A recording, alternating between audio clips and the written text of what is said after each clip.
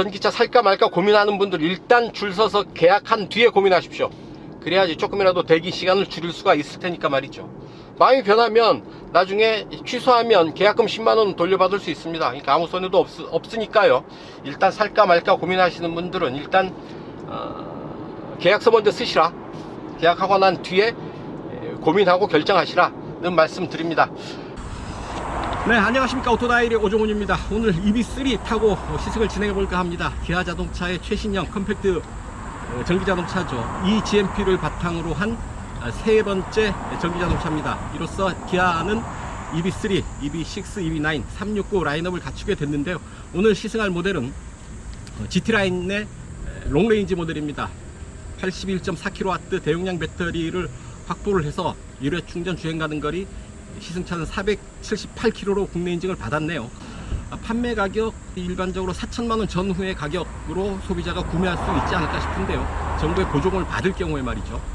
최고 출력 150kW, 그러니까 204마력이죠. 204마력의 힘을 바탕으로 안정된 주행 성능 기대할 수 있지 않을까 싶습니다. 공차 중량이 1850kg 가량이 되는데요. 마력당 무게 약 9kg 정도 됩니다. 그렇게 하이 퍼포먼스 고성능 차는 아니지만 알찬 주행 성능 기대할 수 있지 않을까 기대하면서 오늘 EV3 시승을 진행해 볼까 합니다. 여러분 좋아요 구독하기 잊지 마시고요. 오늘도 저와 함께 하시죠. 출발합니다. 네, 인테리어 보고 가시죠. 스티어링 휠 위아래로 일자형이죠. 락트락 조향비가 하나, 둘, 2.6회전 정도 하네요. 현 주행 정보, 주행 가는 거리 430km고요. 맥스 최대로 가면 600km까지 갈 수 있다고 표시되어 있습니다. 최소 주행 가는 거리는 257km고요. 계기판은 좌우에 12.3인치 모니터 사이에 5인치 모니터를 또 활용을 해서 공조장치들을 조절을 할 수 있게 해 놓았습니다. 스티어링 휠 아래편에 패들이 들어와 있는데 이건 패들 시프트 변속기용 패들이 아닙니다. 회생제동 시스템을 이렇게 조절을 하고요. 길게 잡아당기면 아이페달이 작동을 합니다. 동영상 서비스도 이용을 할 수가 있고요. 차 안에서 여러가지 게임을 할 수가 있겠습니다. 브레이크 모드를 노멀과 스포츠로 조절을 할 수가 있습니다. 좀 더 강력한 제동을 원할 때 스포츠 모드를 이용을 하면 되겠죠. 디지털 키 기능도 있네요. 스마트폰 키, NFC 카드 키가 준비되어 있습니다. EV 기능, 배터리 컨디셔닝 모드, 배터리 온도를 조절해 주는 거죠. 그래 급속 충전을 좀 더 빨리 할 수 있도록 조절해 주는 겁니다. 유틸리티 모드, 캠핑할 때 차 세워놓고 V2L 기능 이용해서 고기 구워 먹거나 실내 조명을 이용을 할 때 유틸리티 모드를 사용을 하면 되겠죠. 플러그인 차지 기능도 있죠. 케이블 연결하면 바로 충전과 결제가 되는 거죠. 아이페달 시스템, 후진시 아이페달 사용함, 후진시 사용함 이렇게 할 수가 있죠. 음성인식, 헤이 기아. 오늘 기분 어때? 저는 항상 최상의 상태로 준비되어 있어요. 자, 이렇게 상당히 자연어 기반의 음성인식 시스템이어서 상당히 대화하듯이 이용을 하면 됩니다. 그리고 또 하나 편리한 게 주행하다가 기능을 찾아서 버튼을 찾아서 스티어링 휠 열선을 켜고 싶은데 할 수가 없다 그러면 그냥 음성 명령을 이용을 하면 됩니다. 헤이 기아, 열선 스티어링 휠 작동. 핸들 열선을 켤게요. 차창 열어줘, 선루프 열어줘, 열선 시트 작동시켜, 온도 더 높게 낮게 바람 세게 강하게 이런 부분들 그냥 버튼 조작하려고 생각하지 마시고 그냥 음성 명령을 이용하면 훨씬 더 편하지 않을까 싶습니다. 참 똑똑한 시스템이죠. 온도 조절 가능하고요. 풍량 조절 온오프, 그리고 풍향 여기서 조절을 하면 되겠습니다. 이 밑으로 C타입 USB 포트가 2개 준비되어 있습니다. 그리고 12V 전원 아울렛 여기 준비되어 있고요. 자, 이 부분 이 콘솔 박스가 아닙니다. 이 부분을 이렇게 앞으로 길게 밀어내서 노트북 같은 거 올려놓고 작업을 할 수가 있게 되어 있죠. 이 부분 다시 슬라이딩 시켜서 집어넣을 수가 있고요. 이 부분은 콘솔 박스가 들어와 있는 건 아닙니다. 이 밑으로 짐들은 이 밑으로 실으면 될 테고요. 위쪽으로 오버헤드 콘솔, SOS 버튼 큼지막하게 들어와 있죠. 긴급 상황에서는 SOS 버튼 누르면 바로 콜센터에서 지원을 받을 수가 있겠습니다. 자, 뒷좌석 잠깐 보고 움직이겠습니다. 뒤로 가시죠.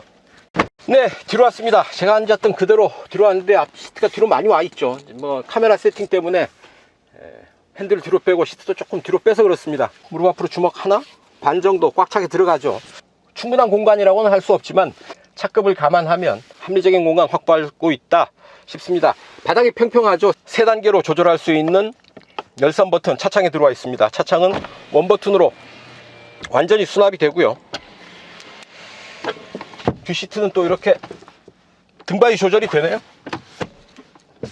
이렇게 3단계 정도로 뒷시트 조절이 돼서 뒷좌석에서도 좀 더 편안한 자세를 확보할 수 있지 않을까 싶습니다. 손잡이 들어와 있고요. 뒷시트는 6대4로 뒷시트를 접을 수가 있겠습니다. 가운데 암레스트 내리면 2개의 컵홀더 준비되어 있죠. 앞시트 양옆으로 이렇게 C타입 USB 포트 2개 좌우로 각각 하나씩 준비되어 있고, 조수석 시트를 조절할 수 있는 버튼 3개의 버튼이 이렇게 준비되어 있고요. 뒷좌석 이정도 살펴보시고요. 달려보시죠. 속초로 달려갑니다. 좋아요 구독하기 누르시고 함께 하시죠. 여기 성수동 갤러리아 폴의 주차장입니다. 춘천까지 1차 주행을 하고요. 동해안까지 마저 주행을 하겠습니다. 회전할 때 타이어 마찰음이 유난히 크게 들리는 건 엔진 소리, 기타 잡소리가 안 들리기 때문이죠. 그래서 조용한데 일단 소음이 발생하면 좀 더 크게 들립니다. 비가 살짝 내립니다. 아마도 오늘 우중 시승이 될 듯. 그래도 힘차게 달려봅니다. 전기차 전용 플랫폼이죠. eGMP를 사용한 3번째 전기차 EB3입니다. 전기차 대중화를 이루겠다라는 게 기아차의 얘기입니다. 많이 팔겠다라는 얘기죠. 요즘 전기차 캐즘 현상, 전기차가 쭉 보급이 되다가 좀 덜 팔리는, 판매가 주춤하는 그런 현상이 있는데요. 소형차 컴팩트 세그먼트에서 보급이 활성화 돼야지 이 전기차 바람이 또 한번 제대로 불지 않을까 하는 기대를 해봅니다. 가격이 관건이겠죠. 사고 싶은데 비싸면 못 사죠. 전기차는 배터리 가격이 비싸서 배터리 하니까 뭐 좀 그러네요. 배터리 가격이 비싸서 전기차 가격은 비쌀 수밖에 없는데요. 그래 보조금을 통해서 좀 구매를 유도를 하죠. 전기차 구매 보조금 서울 기준으로 하면 4천만원 전후의 가격에 이 차를 살 수 있지 않을까 싶습니다. 내가 전기차를 살까 말까 고민하시는 분, EB3를 살까 말까 고민하시는 분들은 일단 계약해 놓으십시오. 새 차인 만큼 주문이 많이 몰리면 대기기간이 발생할 거란 얘기죠. 대기기간을 조금이라도 줄일 수 있는 방법, 빨리 계약을 해 놓고 기다리는 게 낫습니다. 그리고 나중에 취소해도 되고요. 계약할 때 10만원 걸어 놓으면 취소할 때 10만원 그대로 돌려받을 수 있습니다. 살까 말까 고민하시는 분들은 계약 걸어 놔라. 그 다음에 고민하고 결정해도 늦지 않다. 결정해서 계약하면 많이 기다려야 되는 수가 있습니다. 팁 하나 드립니다. 참고하시고요. 선명하게 헤드업 디스플레이에도 올라오고 있습니다. 모니터를 통해서도 보이고 헤드업 디스플레이를 통해서도 주행 정보들을 다양하게 확인할 수가 있는 거죠. 좌우측 바퀴간의 거리가 뒤가 좀 좁습니다. 앞이 넓고 뒤가 조금 좁은 그런 형상을 취해서 마치 보트의 형상을 이룬다고 하네요. 공기의 저항, 주행의 성능을 좀 더 개선할 수 있다라고 합니다. 이 차체 바닥 부분을, 아랫부분을 커버로 잘 덮어 놓았습니다. 그리고 디테일한 부분에서 공기의 흐름을 원활하게 할 수 있도록 디자인을 해서 공기저항 계수를 0.27 수준으로 마무리를 했다고 하죠. 상당히 우수한 공기저항 계수를 가졌다라고 볼 수가 있겠습니다. 참 오늘 시승하는 1차 구간은 연비 테스트를 좀 하도록 하고요. 점심 잠깐 먹고 춘천에서 속초 구간에서 좀 고속주행을 해보는 것으로 하겠습니다. 롱레인지와 스탠다드 모델이 있죠. 배터리 용량이 다릅니다. 시승하는 차는 롱레인지죠. GT라인 롱레인지 모델이고요. 81.4kW 배터리를 사용을 합니다. 스탠다드 트림은 58.3kW고요. 그래서 주행 가는 거리가 다르죠. 17인치 기준으로 한다면 롱레인지가 500km를 넘습니다. 501km가 나오네요. 스탠다드는 350km까지 주행할 수 있다 라고 인증을 받았습니다. 저 같으면 스탠다드 모델 타겠습니다. 뭐 그렇게 장거리를 다닐 일이 많지 않고요. 스탠다드 모델 배터리 용량이 작아서 주행 가는 거리 뭐 350km 정도 되니까 저는 그 정도면 충분합니다. 대신에 배터리 용량이 작죠. 무게가 작아서 가볍습니다. 충전 시간도 그렇게 오래 걸리지 않겠죠. 그릇이 작으니까 좀 더 빨리 그릇을 채울 수가 있는 겁니다. 그 롱레인지 모델 배터리 큰 게 유리한 건 아니다 생각하기에 따라서 작은 배터리가 유리한 면이 분명히 있다 라는 말씀 드리고요. 롱레인지라고 한다면 유료 충전으로 멀리 갈 수 있는 장점이 있고 대신에 비싸죠. 무겁습니다. 충전하는데도 좀 더 시간이 많이 걸립니다. 참고로 이 차 충전 속도 100kW까지 대응을 하더라고요. 충전 전압도 400W고요. 그래서 10에서 80% 충전하는데 약 30분 정도 28분 정도 걸린다고 하는데 그렇게 초고속 충전하는 아이오닉 5나 뭐 이런 데 비하면 그렇게 빠른 편은 아니죠. 전용 완속 충전기 준비해서 밤새 꽂아 놓으면 될 테니까요. 어쨌든 전기차를 타면 전용 충전기는 있는 게 좋겠다. 그래서 개인주택이나 뭐 공용주택이라도 개인 전용 충전기를 설치할 수 있는 분이라면 지금이라도 전기차를 사는 게, 전기차로 갈아타시는 게 훨씬 이득이겠다 라는 말씀 드립니다. 주파수 감응형 쇼급 쇼바를 적용했다고 하죠. 그리고 앞 서스펜션에는 하이드로 부싱 적용해서요, 이 승차감, 차체의 거동을 안정적으로 컨트롤할 수 있도록 해주고 있습니다. 전기차 운전을 할 때, 연비 운전을 하려면 가속 페달은 수시로 발을 떼주는 게 좋습니다. 탄력 주행을 하라 라는 얘기인데요, 쭉 밟아서 차가 어느 정도 탄력을 받은 뒤에는 가속 페달에서 발을 떼서 탄력으로 주행할 수 있도록 해주는 게 좋습니다. 그리고 브레이크를 밟는 것보다는 회생제동 시스템을 이용을 하는 게 좋고요. 가솔린 엔진 같은 경우는 연료통에서 한번 나간 연료는 다시 회복되지 않죠. 하지만 전기자동차에서는 배터리에서 전기가 어느 정도 나갔지만 회생제동 시스템을 통해서 다시 회수할 수가 있게 됩니다. 그리고 또 하나, 브레이크를 밟을 때 아이페달 시스템을 활용을 하면 좋습니다. 스티어링 휠 아래 패들이 있죠.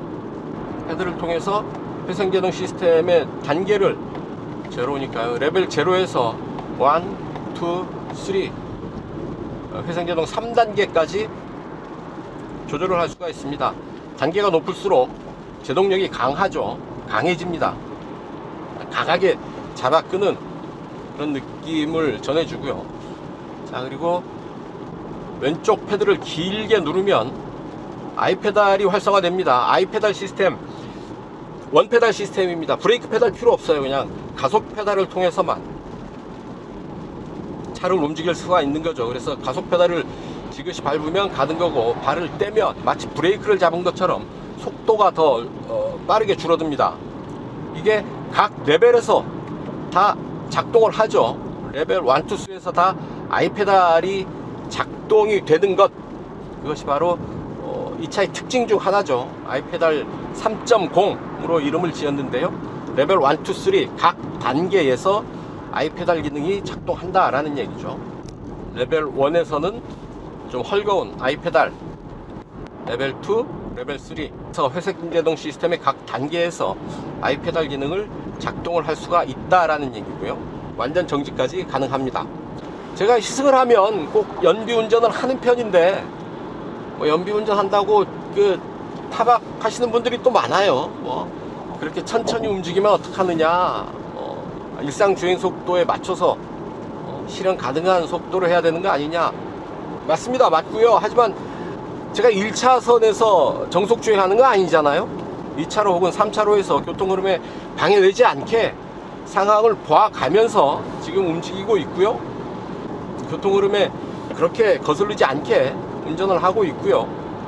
1차로에서 정속 주행하고 있다면 그건 안 되죠. 안 될 말인데, 하위 차선에서 정속 주행하는 걸 가지고 교통 흐름을 방해한다 라고 지적하는 건 좀 아니지 않나 싶습니다.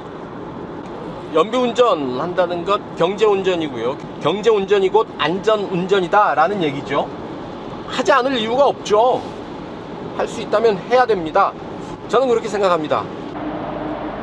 자, 버튼 한번 딱 누르니까 주행보조 시스템 바로 활성화가 되네요. 속도 설정, 차간거리는 4, 3, 2, 1 이렇게 4단계로 조절이 됩니다. 자, 차창을 두드려도 빗방울 소리가 좀 들리죠. 저 소리가 없었으면 좀 더 조용했을 텐데요. 앞창 프런트 윈드실드와 1열, 좌우측 유리는 이중 접합 차음 유리를 적용하고 있습니다. 실내 정숙성을 좀 더 높여주는 그런 조치가 될 테고요. 여러가지 흡차음제를 충분히 사용해서요, 전기차 특유의 실내 정숙성 충분히 즐길 수가 있겠다. 대신에 실내가 조용한 대신에 일단 소리가 발생하면 크게 들리는 경향이 있다라는 얘기죠. 터널 안으로 들어오니까 이런 앰비언트 라이트가 실내 분위기를 좀 살려주죠. 빛이 만들어주는 어떤 그 실내 분위기의 연출 효과 무시할 수 없을 겁니다. 자, 주행보조 시스템 이렇게 차의 흐름에 맞춰서 달리고 있는데요. 오른쪽으로 차선 변경을 해봅니다. 차선 변경 지원 해주죠. 저는 스티어링 휠에 그냥 손을 대고만 있을 뿐입니다. 알아서 잘 차선 변경을 하고 있고요. 그냥 아무 때나 되는 건 아닙니다. 안전 공간이 있고 점선이고 스티어링 휠을 쥐고 있어야 되고 속도가 맞아야 되고요. 이런 주행보조 시스템은 이렇게 악천 후일 때 큰 도움이 되죠. 시야가 이렇게 제한적일 때 주행보조 시스템 작동시켜서 함께 운전하면 안전운전 하는데도 큰 도움이 되지 않을까 싶습니다. 미처 못 보는 것, 운전자가 놓치는 부분 체크해서 경고해주고 막아주고 제동해주고 조향에 개입해주고 이런 개념이니까요. 자, 한 가지 더 살펴볼 만한 게 이제 히트펌프 시스템인데요. 전기자동차의 효율을 관리하는데 결정적인 부분 중 하나가 바로 히트펌프입니다. 모터, 컨버터에서 발생하는 잔열, 폐열을 회수를 해서 냉난방에 활용을 하는 거죠. 특히 한겨울에 이 히트펌프가 있냐 없냐에 따라서 전기차의 성능은 크게 좌우가 되는데요. 이 차에는 히트펌프 기능이 적용이 되어 있고, 또 하나는 배터리 냉각의 순행식 시스템을 적용을 하고 있습니다. 순행식 배터리 냉각 시스템을 적용을 하고 있어서 좀 더 효율적으로 배터리를 관리를 하고 있다라는 얘기죠. 차분하게 움직이고 있고, 아무래도 고속도로 올라오니까 연비는 좀 오히려 떨어지고 있습니다. 그렇게 썩 좋은 연비를 보이고 있지는 않은데요.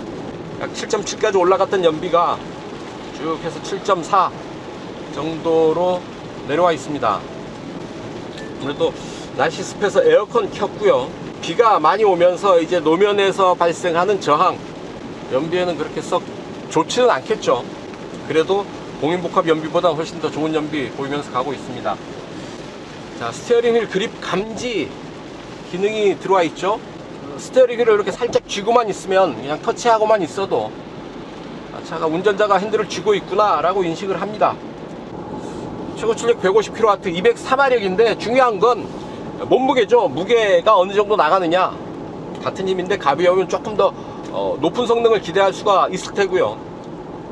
같은 출력이라도 차체 무게가 무거우면 좀 굼뜬 느낌을 받을 수밖에 없죠. 자, 1850kg의 공차 중량을 확보하고 있어서 마력당 무게비 계산해 보면 1마력당 약 9kg 정도 감당하는 것으로 보입니다.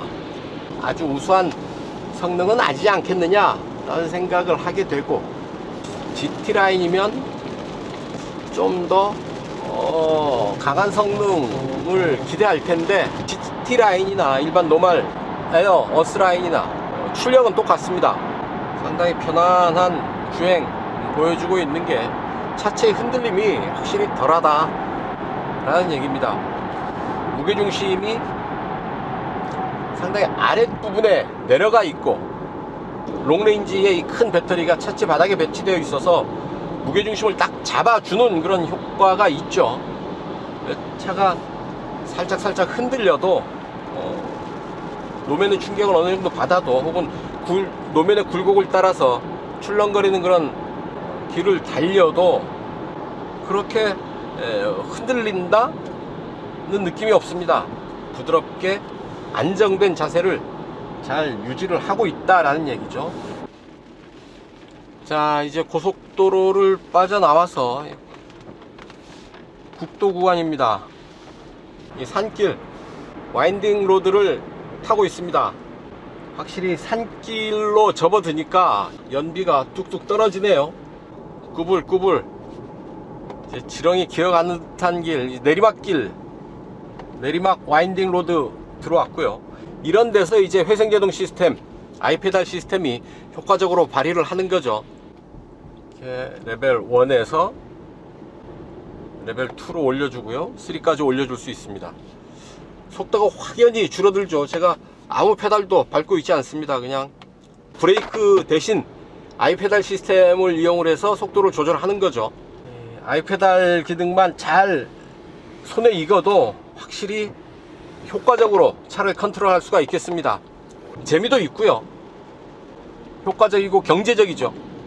네, 이렇게 1차 기착지 곧 도착하고요. 1차 주행 1시간 37분 동안 86.8km 달려왔습니다. 연비 kWh당 7.7km 기록을 했고요.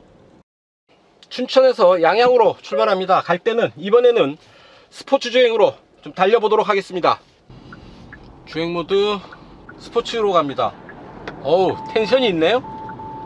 가속 페달을 쭉 밟아보는데 오, 제법인데요. 순간적으로 밀고 나가는 강한 힘 느껴집니다.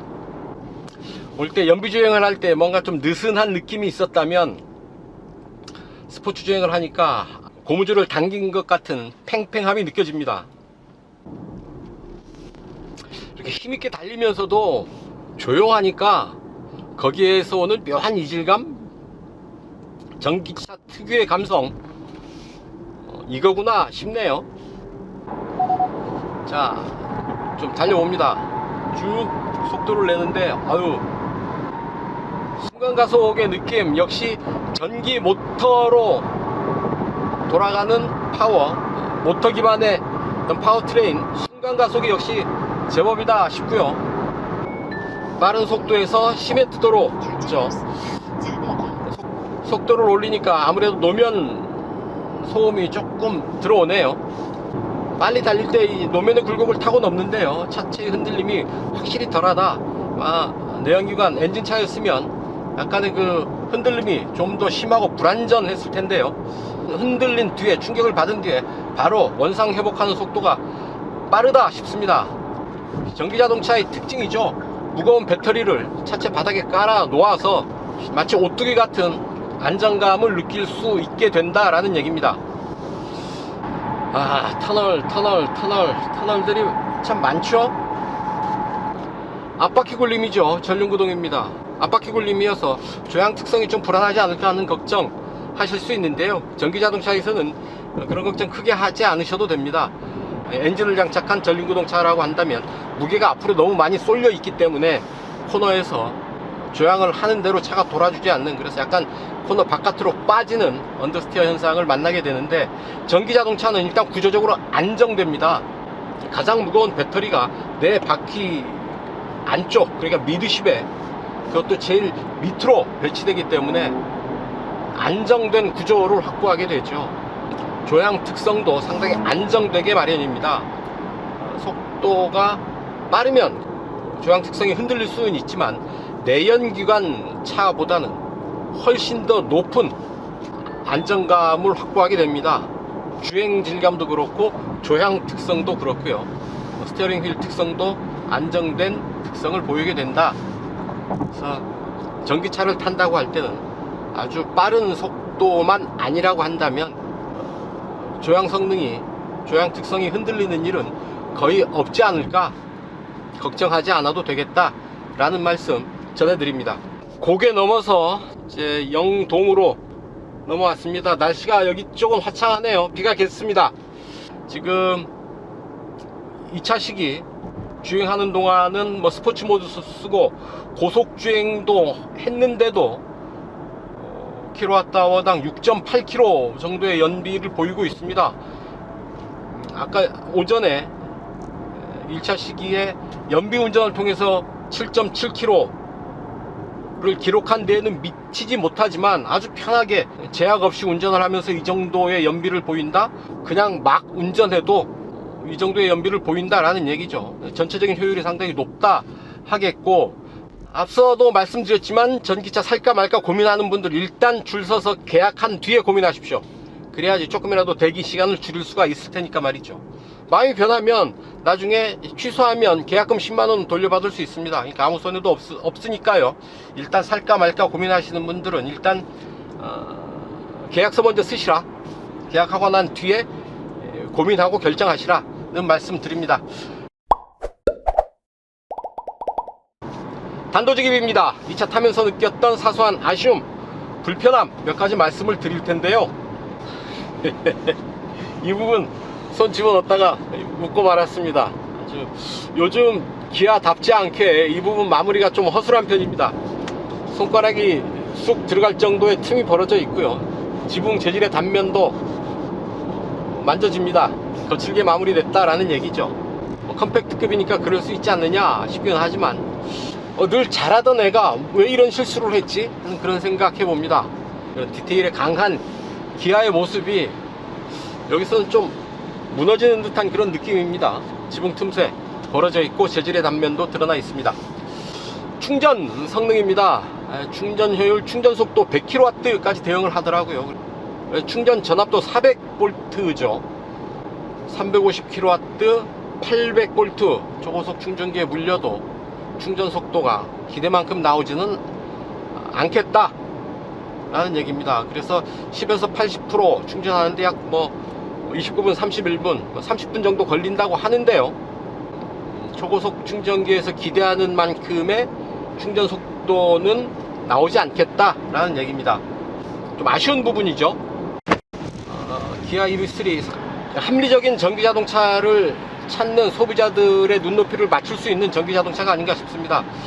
4천만원 플러스 마이너스 정도의 수준에서 살 수 있다고 한다면 싸다고 할 수는 없겠죠. 합리적인 수준이다 라고 말씀을 드리고요. 전기차 전용 플랫폼을 사용을 해서 차급에 비해서 비교적 좁지 않게 구성한 실내 공간, 거기에 더해서 여러가지 안전 및 편의 장비의 풍부함, 안전 및 편의 장비들, 특히 인포테인먼트 시스템, 음성 명령 시스템, 수입차들을 압도한다고 할 수 있겠죠. 그런 면에서 상당히 경쟁력 있는 전기차가 되지 않을까 싶습니다. 한동안 주춤했던 전기차 보급이 EV3의 등장을 계기로 좀 더 탄력을 받았으면 좋겠다 하는 바람 전해드리면서요, 오늘은 여기까지입니다. 좋아요, 구독하기 눌러주시고요. 다음번 차로 다시 찾아뵙겠습니다. 시청해주셔서 감사합니다.